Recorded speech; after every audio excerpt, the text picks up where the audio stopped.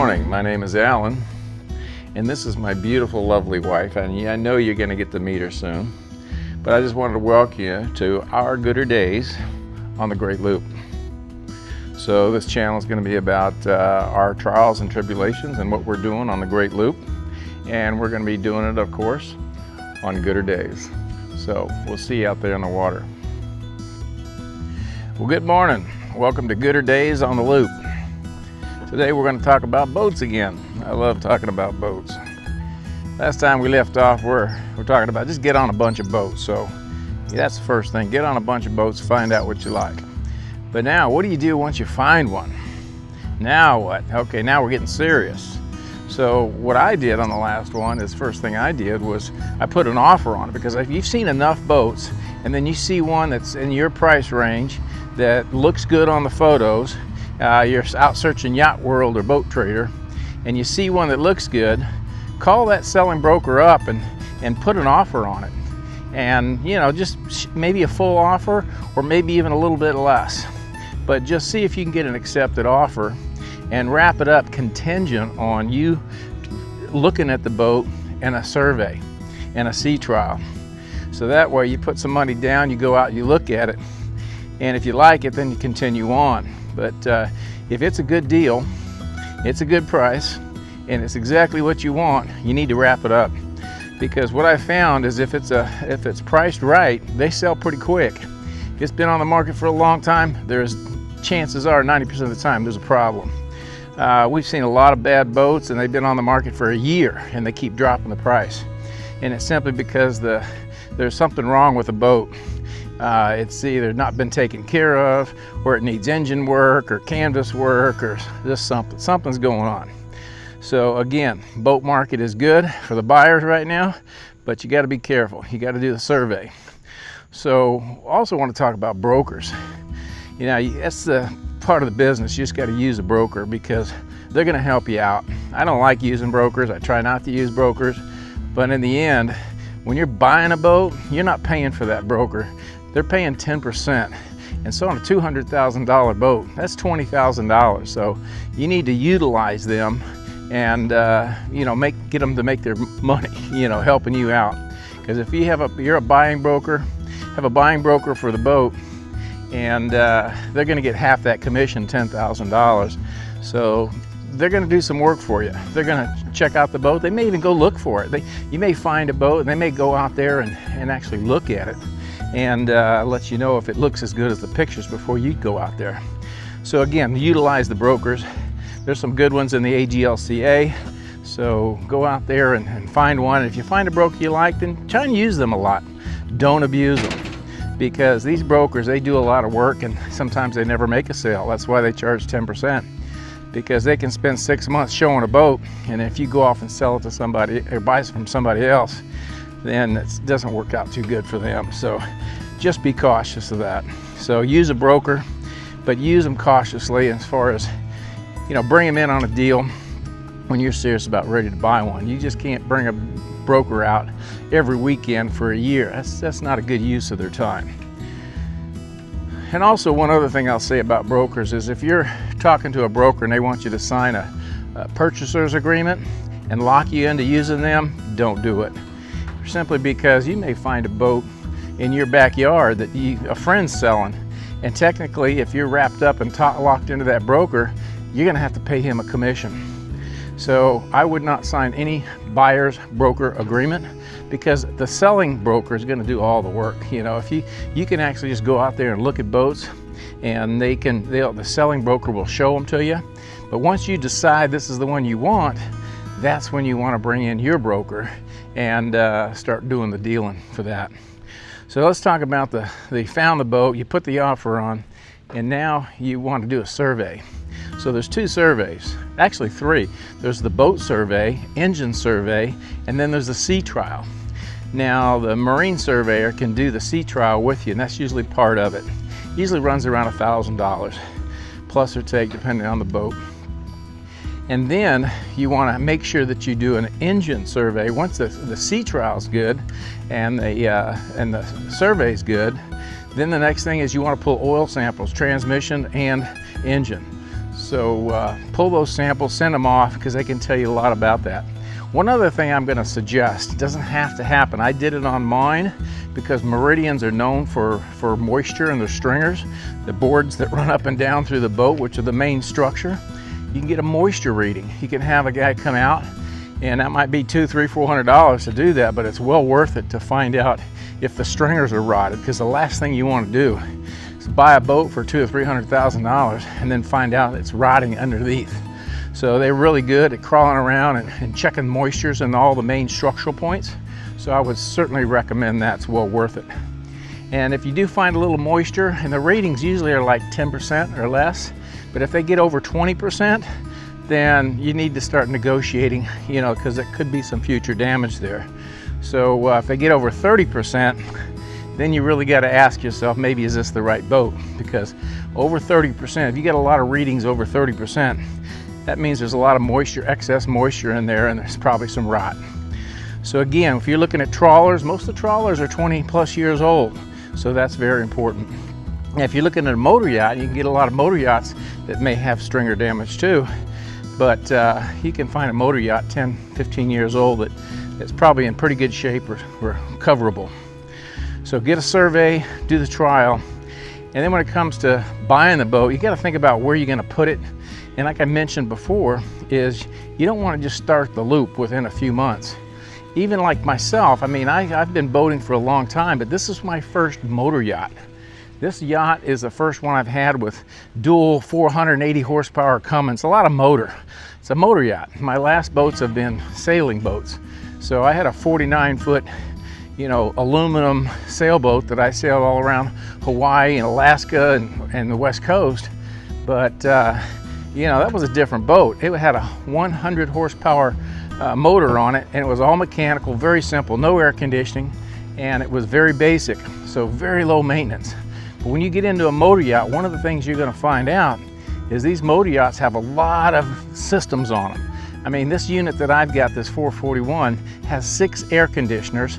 It's got about 4 sea strainers, and it's got at least 5 or 6 pumps on it, from maybe even 8 bilge pumps, strainer pumps. I think there's 4 bilge pumps on it, and then there's probably 3 water pumps on it. So you gotta do the surveys and figure out, you know, how these things work and if they're any good, because I tell you, you can really run up some money trying to fix them. I had an AC guy on the other day, and you know, it cost $1,000 just to recharge the AC and replace a panel. So those expenses can go up really quick when you get on a motor yacht that has all these extra systems. So check it out, get yourself a marine survey, survey the engine, the surveys, and you want the engine survey to be done while you're on the sea trial. That way they can run the specs while it's under a load. So that's very important. They'll check the motor mounts, and they'll check a lot of different things on it. And so you really want to, you know, spend the extra dollar, especially if you're spending $200,000, $300,000 on a boat. Because what I've seen from the AGLCA, the average expenditure on a boat is around $200,000, and a lot of boats around $150,000, and then go up to around $250,000, you know, to do the loop. Now you can get away with less. We looked at one that was like just less than $100,000, but it's going to need $50,000 worth of work. So again, the sweet spot is $150,000 to $250,000, depending on how big and how new and what the quality of all the options are on that boat. So go out there and look at it, survey it, and once you've done that, it's time to buy the boat. And you need to find a place to park it, and a place where you can work on it. So it's going to be a marina. You have a home marina already that you're going to use. We're up here at Aqua Yachts here on the Mississippi, Tennessee, Alabama border, right on the Tennessee River, a place called Pickwick Lake.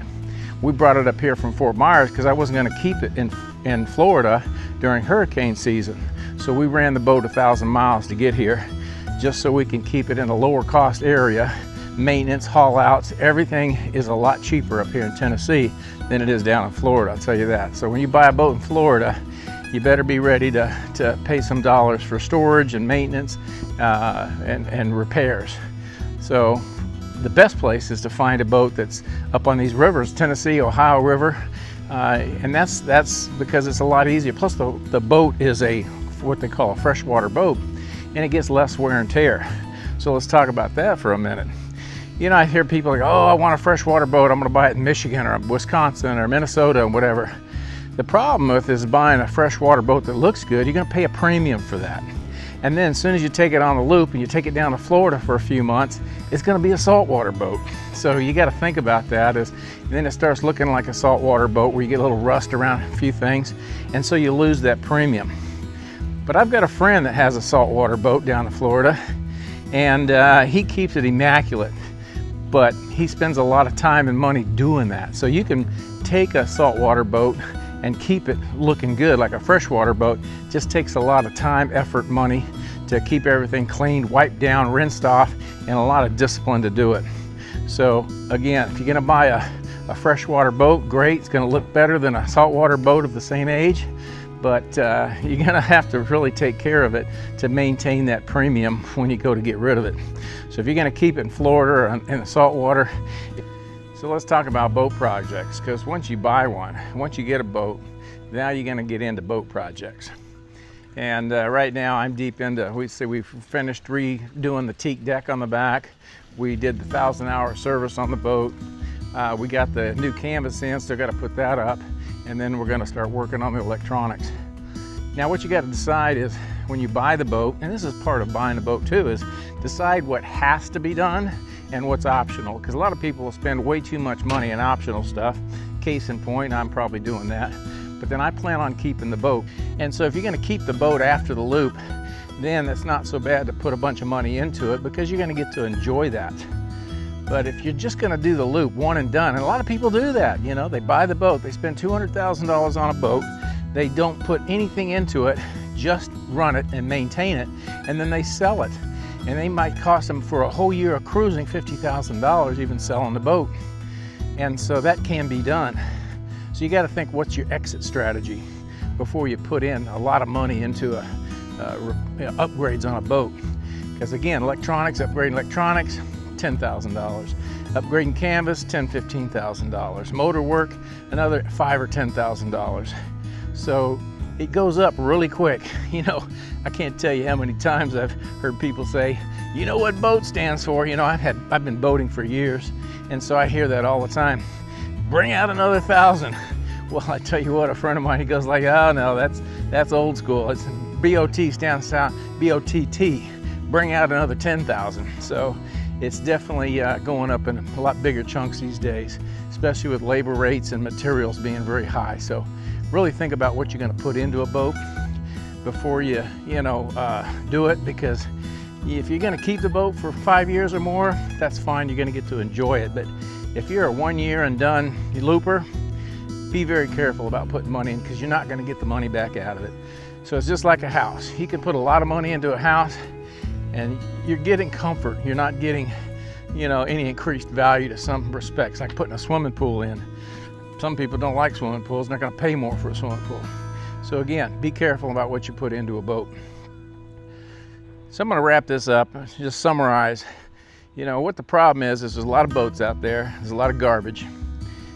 When you find a boat, use a broker, leverage their knowledge. And when you find a broker, find out where they've been and how long they've been boating, and if they really do add some value, if they have some experience. Like one time I talked to a broker in Florida, and he was a Carver motor yacht salesman for like 10 years. So he really knew the Carvers, and he was very good at telling me the pros and cons of Carvers versus Meridians versus Californians versus Silvertons and all that kind of stuff. Once you find your boat, get it surveyed, get the broker to do as much work as they can, because they're worth it.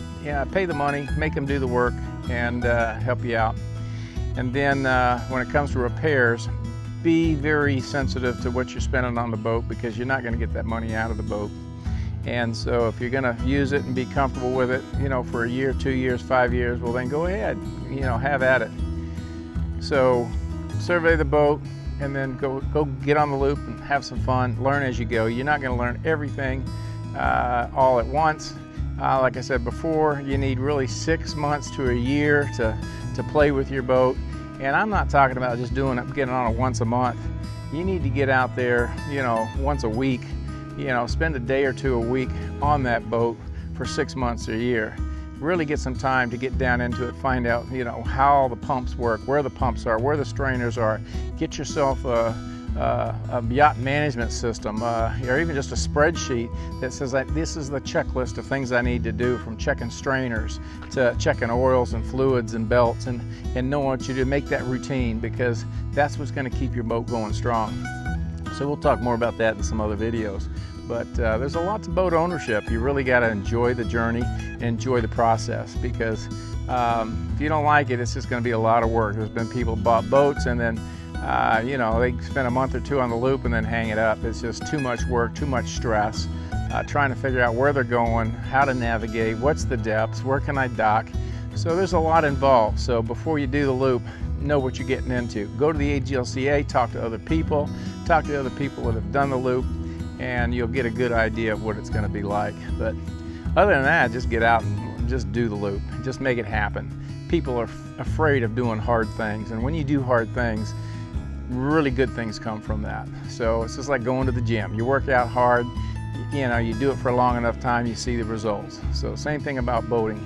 You get out there, you do the work, and it's just flat enjoyable. You'll see things that other people won't ever get to see. Going up and down the ICW, traveling around Florida, going to the Bahamas.